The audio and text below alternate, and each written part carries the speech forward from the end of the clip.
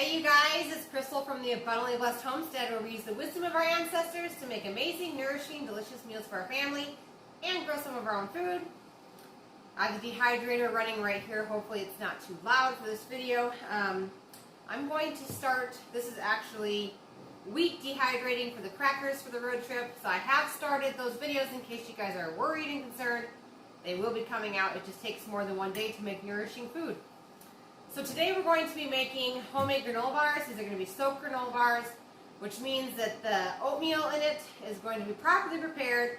Solid phytic acid and the enzyme inhibitors are all broke down and ready for your body to utilize everything that's inside the oats and the rye to nourish your body. So the first step is to measure out 2 pounds of oatmeal, which I've done right here. Now this makes 2 large jelly roll pans. So if you want less than say 40 granola bars all at once, you're going to want to have this recipe. So 2 pounds of oatmeal. Now you don't want quick oats, you want like steel cut oats or old-fashioned oats. That's what you're after. Okay, so now to this, just like with the breakfast oatmeal bake, we have to add rye to this scenario. If you are allergic to gluten, another option would be buckwheat. So this is just ground rye flour. You could also use rye flakes. They do sell those inside the store. This is fresh ground rye. So I'm going to go ahead and add 1/4 cup of rye to my oatmeal in a jar. Okay, the next ingredient is lemon juice. You can either grab 2 lemons or you can grab some organic lemon juice like this. 6 tablespoons of lemon juice. I'm doubling my recipe, so I'm trying not to get confused myself. 6 tablespoons of lemon juice, or the juice from 2 lemons. I buy this lemon juice from Azure Standard. I absolutely love a little bit of it inside my water each day. And then the last thing we're going to add to this jar is filtered water. Okay, so the last ingredient is filtered water. We're just going to add enough water to just barely submerge this stuff in the jar. You could also use a bowl if you wanted. Just for me, a jar is a little bit easier than a bowl at this point because I don't have to worry about a covering, okay? So I'm going to get the lid for this jar. And I'm just going to shake it on up to make sure everything got well coated with the liquid. And then this is going to sit on my counter for 12 hours. If you go a little bit longer, that's okay too. And so I'll bring you guys back in 12 hours and we will do the next step.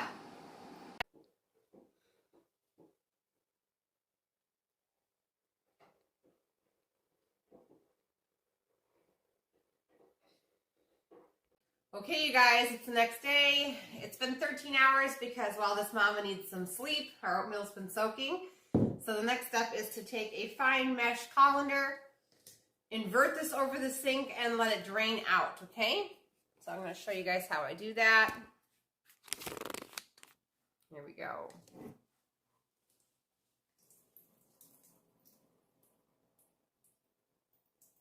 And I'm just going to set this down inside the sink because I have a rack down in here. That way it can finish draining while I fill the bowl with other things to make the granola bars. Okay, so while that's been soaking, I actually ended up dehydrating my own cherries. I had bought some frozen cherries from Azure Standard, not thinking that they had to be dehydrated, and so I dehydrated them. I dehydrated some of them. This is not going to be very many cherries, but it will be some. I'm going to be using raisins also. Okay, so the cherries, I had 2 cups of frozen cherries. They ended up being about 1/2 cup of dehydrated cherries. So I'm going to go ahead and add 1.5 cups of raisins. Another reason why I bought cherries and dehydrated them is that if you have to really watch your dehydrated fruits because a lot of times they add sugar to them. They are mostly all sweetened. Azure Standard does have some that are not but they did not carry cherries when I placed my order, so that would be the other reason why I did frozen. I was trying to figure out why I did frozen. Why did I take that extra step to buy frozen when I just bought dehydrated, and that's why.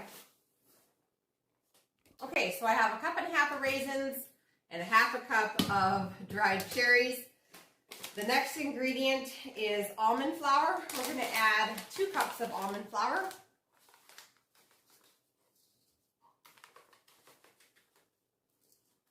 Then we're going to add 1 cup of coconut flour. I use Azure's brand coconut flour and absolutely love it. The next ingredient is coconut, shredded coconut. I also bought this obviously from Azure Standard. It was $10.37. And just in case you guys don't know, Azure Standard will deliver to your door. If it's refrigerated stuff, obviously it's going to be a little more expensive for shipping, but dry goods like spices, shredded coconut, etc. can all be delivered to your door. So if you are a working person, you can't make it to the drop to get your food, you can always order stuff to your door. Alright, so shredded coconut is going to be 4 cups. Okay, so we're over here at the stove. I went ahead and put a medium-sized saucepan on here over medium heat. This has 1 cup of peanut butter, creamy organic peanut butter. 1 cup of coconut oil, which I use Azure Standards brand, but any brand would work. And then we're going to add the next ingredient, which is half of a cup of molasses. Now you want to make sure you're buying an unsulfured molasses. That is what is the healthiest form of molasses. Azure does sell some, but I know the Full Circle also does as well. Just make sure the label says unsulfured. Okay, the next ingredient is 1 teaspoon of vanilla extract.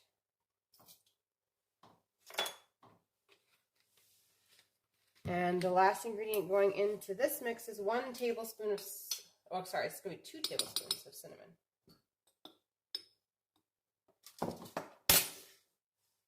And then we're just going to stir this as it melts. And we're just going to keep it over that medium heat until it completely melts. And the last ingredient, I lied because there's one more ingredient, is half a cup of honey. Now, if your kids don't like molasses, I mean, I like to get it in because it's a good source of iron other than liver. Could omit that and in exchange, go ahead and just do honey instead for both the molasses amount and the honey amount. Okay, this is completely melted and completely incorporated, so we're going to take it on over to our bowl. Okay, so we're back at the bowl. I'm going to go ahead and add my oats that have been draining, the oat and rye mixture.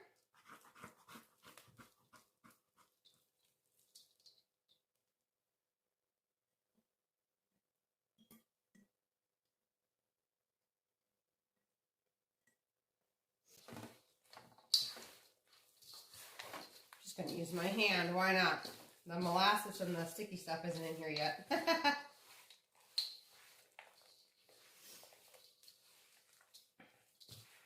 Just want to make sure everything's evenly incorporated before we add the sticky stuff. Because once you get the sticky stuff in here, good luck at getting it to mix up and getting able to move the raisins and the other dried fruit around. Okay, so here's my molasses mixture.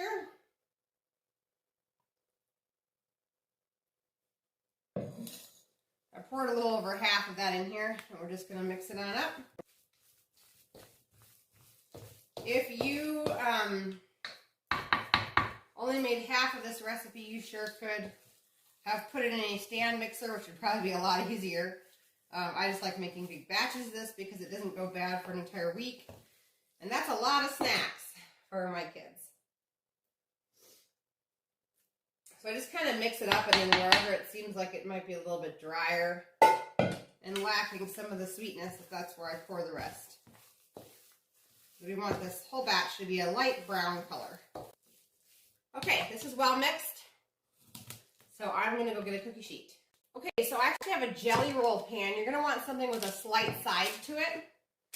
And I've gone ahead and put some parchment paper in. I use the If You Care brand of parchment paper because it doesn't have any chlorine. It's not bleached. So it's a much healthier option. Azure sells it. A lot of health food stores sell it as well. The other option would be to heavily grease these pans. And I've had heavily greased pans work about 90% of the time. But because these are for our trip and we're counting on them, I'm going to go ahead and pull out my parchment paper. So this batch, only half of it is going to fit on this jelly roll pan. So I'm actually going to have to make 2 batches, which is fine with me. I only have 1 jelly roll pan. So anyway, we're going to press these, a little over a 1/4 inch thick, 1/4 to a half, something like that. And we are preheating our oven right now to 350 degrees. And we're just going to press these into the pan and get it ready to bake. Okay, you guys, so this is all pressed on in there. As you can see, it doesn't totally come up to my sides of the top of my sides. It comes up probably about halfway on my pan. It's about the thickness. And as soon as the oven is preheated, we're going to bake this for 1 hour to an hour and a half. So once it's preheated, I'm going to put it in the oven at 350 degrees for an hour, and I'll bring you guys back to check on it. I forgot to say that at the 30-minute mark, you guys are going to want to check on this pan, and you're going to want to rotate it inside your oven so that one side doesn't get done more than the other. So at the 30-minute mark, I'm going to rotate it. At the 1 hour mark, I will bring you guys back and show you guys what it looks like. It takes between an hour and a half for these bars to bake at 350 degrees. So while that oven is preheating, I'm actually going to go ahead and fill 2 13 by 9 glass pans with the remaining batter, so that these can also go in at the same time. So I just wanted to add that I'm going to use a different shape. It doesn't really matter what shape, it just needs sides, and you need to use parchment paper, okay? Okay, so it's been exactly an hour, and the granola bar is pulled away from the edge here, and they're just beginning to turn darker brown along the edge. So I went ahead and pulled them out because this whole pan is done. Now the key is to wait till these completely cool and then cut them. If you cut them when they're warm, they're going to crumble. This is a soft, chewy granola bar as opposed to a hard one. So we need to let this completely cool, and then we're going to chop it. And when I go to chop it, I'm going to use this is a Miracle Blade, but this type of a knife so that it's easy to chop. And obviously you can make these into any size granola bar you'd like. The other 13 by 9 glass pans I actually put back into the oven because they're not quite done yet. Those are a little bit thicker than this nice big jelly roll pan. And so the 2 13 by 9 pans have about approximately another 15 to 20 minutes on the baking, and they will also be finished.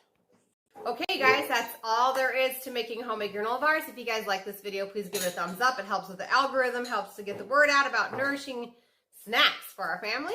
This is just the tip of the iceberg as far as videos are going to be coming out in the next just few days here with road snack foods and all sorts of things. I'm still working on the jerky. It takes several days to make jerky, you guys, so I'm hoping to have that video out maybe tomorrow, which would be Wednesday, possibly Thursday, so keep your eyes open for that. There's a ton of more videos coming out. So if you guys have not subscribed, please hit that subscribe button, and I will see you guys in the next video. Thank you so much for watching.